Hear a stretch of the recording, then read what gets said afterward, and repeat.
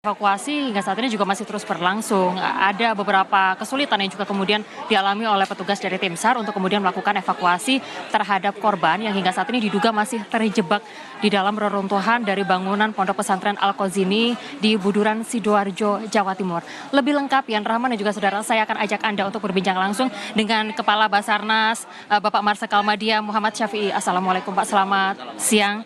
Ya, hari ini proses pencarian masih terus berlangsung. Untuk korban, apakah untuk hari ini ada korban baru yang juga kemudian dievakuasi?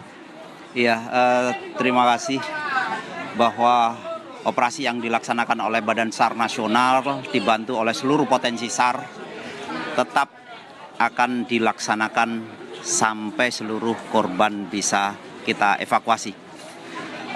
Hari ini memang sudah masuk di hari ketiga. Korban yang kita detek memang masih ada beberapa. Kita mendetek hari ini ada 15 titik yang memungkinkan di situ ada korban. Dan dari 15 titik ini kita juga mendetek masih ada tanda-tanda kehidupan dari beberapa titik. Sehingga upaya penyelamatan ini menjadi sesuatu yang menjadi prioritas. Mohon doanya dari semuanya. Tadi disebutkan bahwa ada yang menyebut tanda-tanda kehidupan, ada tanda-tanda kehidupan di situ. Ada berapa orang sekiranya yang saat ini dalam kondisi yang selamat, dan untuk upaya evakuasi seperti apa Pak? Apakah memungkinkan untuk kemudian dilakukan dari lokasi yang juga kemudian sebelumnya juga sempat disampaikan kalau kondisinya juga cukup berpotensi untuk nantinya bahaya begitu Pak? Seperti itu Pak, gimana Pak?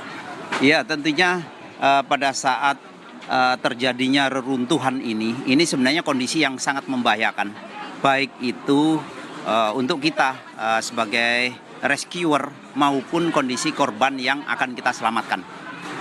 Pada saat kita mendetek adanya kehidupan di situ, tentunya kita harus sangat berhati-hati.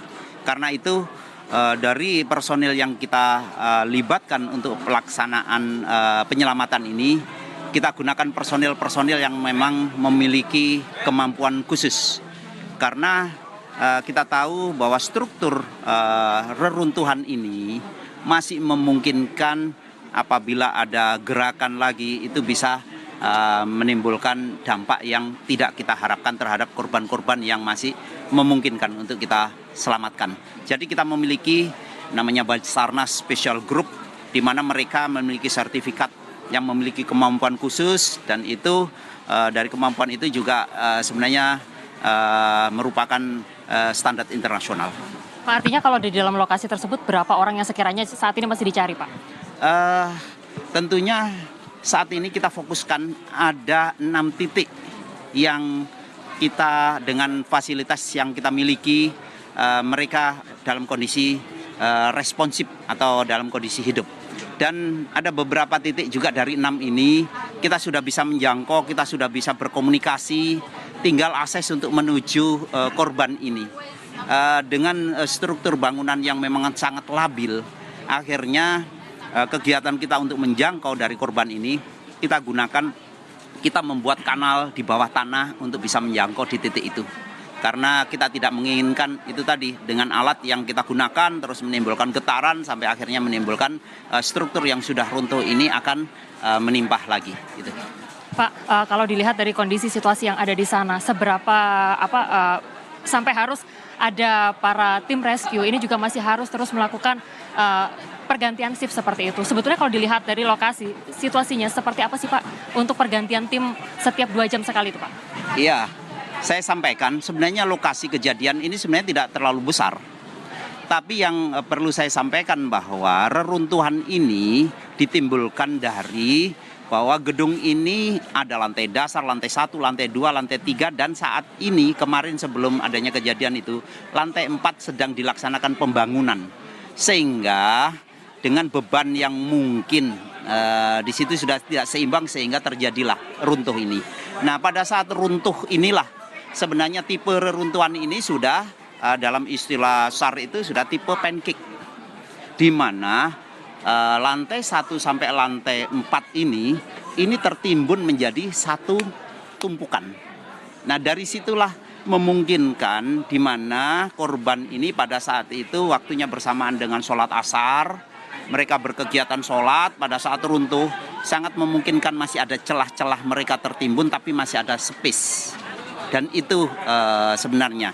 Kemudian kita akan melaksanakan operasi penyelamatan ini tidak mengenal waktu istirahat. Karena itu kita buat 4 shift.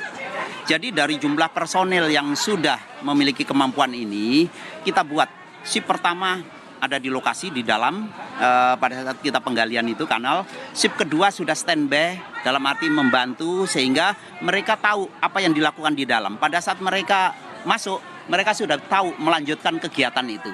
Shift ketiga mereka briefing evaluasi. Shift keempat sebenarnya istirahat. Jadi di situ, jadi kita sampaikan pada saat ada tanda-tanda kehidupan, Badan SAR Nasional melaksanakan operasi tidak mengenal istirahat. Pak, tadi kan disebutkan bahwa ada 6 tanda-tanda kehidupan yang ada di lokasi kejadian. Target untuk penyelamatan dari 6 yang saat ini terdeteksi bahwa sedang ada tanda-tanda kehidupan bagaimana Pak? Berapa lama Pak? Saya pernah sampaikan bahwa visi Badan SAR Nasional satu jiwa satu rasa. Apa yang dirasakan korban itulah yang kita rasakan sebagai rescuer. Tentunya korban pasti berharap ingin segera ditemukan, ingin segera ditolong, dan itulah semangat kita. Jadi kita ingin secepat mungkin bisa menjangkau. Awalnya andai saja kanal yang kita buat ini dalam kondisi normal, kita mentargetkan itu sebenarnya aslinya dalam kurun waktu 4-7 jam itu nyampe. Tapi ternyata konstruksi dari tanah yang kita bikin galian ini ternyata juga bekas timbunan material, sehingga pada saat kita membuat memungkinkan ada longsoran-longsoran. Dan kita nggak bisa membuat lebih lebar lagi karena takutnya merubah struktur dari bangunan. Begitu juga pada saat kita ketemu kolom, ketemu konstruksi beton-beton lagi, di situ kita harus berhati-hati. Sehingga untuk menjangkau ke sana kadang-kadang ditentukan oleh tantangan atau hambatan yang ada di perjalanan itu. Jadi secepat mungkin kita akan berusaha untuk menyelamatkan, mungkin gitu. Kemarin kan sempat kemarin malam ini sempat terjadi gempa, aktivitas kegempaan yang memang pusatnya tidak masih di Jawa Timur seperti itu. Ini apakah juga kemudian mengubah TKP yang ada di situ dan juga membuat akhirnya tingkat kesulitan bertambah, Pak? Iya, kita kemarin juga dikejutkan juga dengan adanya gempa dengan skala lebih dari 6 skala Richter. Dan tentunya ini ternyata berdampak. Walaupun kita tidak terlalu merasakan karena posisi gempa tidak di seputaran sini, ternyata merubah struktur. Yang tadinya borders itu ada di ketinggian misalkan 50 cm, itu bisa turun di 10 cm. Dan ini sangat yang kita takutkan berpengaruh kepada himpitan terhadap korban. Jadi kita mengukurkan, kita sudah memasang detektor untuk perubahan struktur dari bangunan itu. Pak, kalau terkait dengan peralatan-peralatan yang juga kemudian nantinya digunakan untuk melakukan proses evakuasi, apakah juga masih akan dilakukan manual seperti itu, ataukah mungkin juga akan menggunakan teknologi-teknologi lain, Pak, untuk menjangkau korban yang saat ini masih terdeteksi bereaksi seperti itu di dalam lokasi atau tempat kejadian perkara? Iya, saya sampaikan bahwa Badan SAR Nasional dengan seluruh potensi SAR yang ada sebenarnya cukup dengan perlengkapan yang ada, mulai dari perlengkapan manual sampai kita menggunakan yang berteknologi AI. Saya sampaikan tentunya operasi ini disesuaikan dengan tantangan yang dihadapi. Saat ini pada saat misalkan alat berat sudah standby semuanya. Karena dari pemerintah daerah, dari potensi yang ada semaksimal mungkin menampilkan potensinya. Tapi pada saat kita masih mengejar untuk mampu menyelamatkan dalam kondisi hidup, tidak mungkin alat berat itu kita gunakan.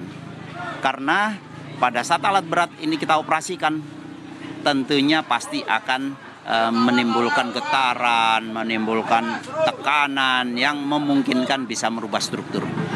Contoh, pada saat kemarin kita begitu ada kabar, kemudian tim datang ke sini, yang dilakukan pertama kali adalah assessment.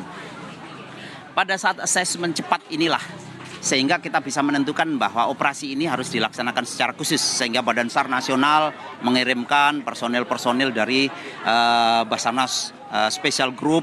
Kemudian kita juga menghadirkan potensi yang dari Semarang, potensi yang dari Jogja untuk membantu pelaksanaan operasi. Karena apa? Bahwa reruntuhan yang menimbulkan beberapa orang atau banyak orang yang tertimbun ini disebabkan oleh hal-hal yang khusus. Yang saya bilang tadi, 4 lantai roboh dan tertimbun menjadi satu titik. Sehingga harus ada peralatan-peralatan khusus, artinya peralatan ekstritasi yang kita gunakan. Jadi mulai dari yang ringan sampai nanti yang berat.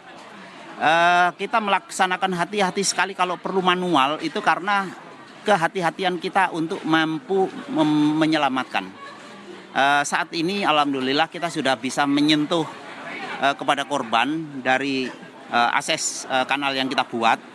Namun pada saat begitu menyentuh di tempat korban tidak langsung bisa kita angkat.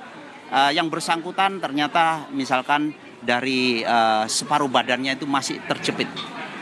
Dan akhirnya kita juga harus menggunakan peralatan untuk bisa melepaskan dari tekanan yang ada di tubuh itu.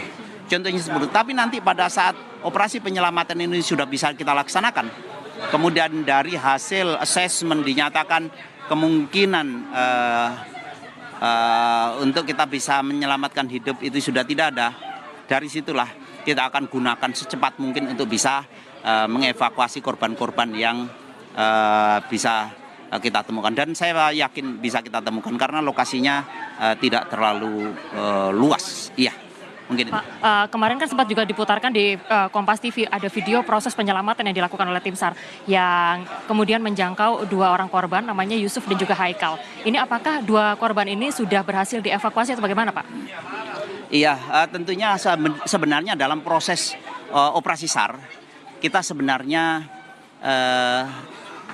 dianjurkan untuk tidak menyebut nama karena ada aturan-aturan dan juga secara etika kita tidak ini. Jadi operasi yang kita laksanakan adalah menyelamatkan korban. Jadi seberapapun korban itu yang menjadi target kita. Salah satu dari yang disampaikan tadi saat ini sudah bisa kita jangkau. Mudah-mudahan dalam waktu cepat kita bisa selamatkan. Bapak tadi sampaikan di dalam keterangan pers bahwa peristiwa ini jadi perhatian dari Presiden Prabowo Subianto. Artinya apa mungkin instruksi apa yang juga kemudian diberikan oleh Presiden terkait dengan peristiwa ini? Apakah untuk masa evakuasi beliaunya juga menyampaikan sesuatu terkait dengan masa evakuasi, Pak? Iya, saya sampaikan bahwa pada saat operasi ini menghadirkan Badan SAR Nasional, apalagi juga langsung dari BNPB mendeklar bahwa ini masuk kategori bencana nasional, tentunya ini semuanya adalah hasil asesmen yang mengharuskan pemerintah pusat harus hadir. Dan kehadiran Basarnas ini adalah wujud tanggung jawab dari pemerintah untuk hadir di tempat ini untuk melaksanakan operasi. Kebetulan arahan-arahan yang disampaikan beliau tentunya kaitannya dengan kita-kita yang ada di Basarnas adalah sesegera mungkin dengan kemampuan potensi sumber daya yang ada, sarana prasarana yang ada untuk dimaksimalkan untuk bisa menyelamatkan khususnya korban-korban yang bisa diselamatkan. Ada pesan, Pak, ada pesan untuk memberikan semangat bagi tim yang bertugas dari Presiden, Pak? Iya, tentunya pada saat lokasi kejadian ini masih rentan terhadap ancaman baik itu untuk rescuer dan juga untuk survivor. Tentunya pesan-pesan pasti di seputaran safety. Jadi kita tidak akan pernah melakukan apapun kalau tidak ada jaminan aman. Dan itu menjadi skala prioritas. Jangan sampai kita melaksanakan operasi di kemanusiaan ini malah mengancam dari jiwa para rescuer yang bertugas. Mungkin itu. Terima kasih banyak untuk waktunya bersama kami di Kompas TV. Terima kasih banyak. Semoga kita tentunya berharap bersama bahwa dari peristiwa ini atau upaya evakuasi yang saat ini sedang berlangsung, ini bisa berjalan dengan lancar. Tentunya banyak korban selamat yang juga kemudian bisa segera ditemukan dan juga kemudian dievakuasi. Demikian Yan Rahman. Baik, terima kasih jurnalis Kompas TV Kika Madona atas laporan langsungnya dari pesantren Al-Husni, tempat ambruknya pesantren, di mana tadi wawancara dengan Kabasarnas Marsikal Madya Muhammad Syafi'i ini menyebutkan bahwa tim SAR mendeteksi adanya 6 tanda kehidupan di sejumlah titik di tempat ambruknya pondok pesantren di Sidoarjo, Jawa Timur.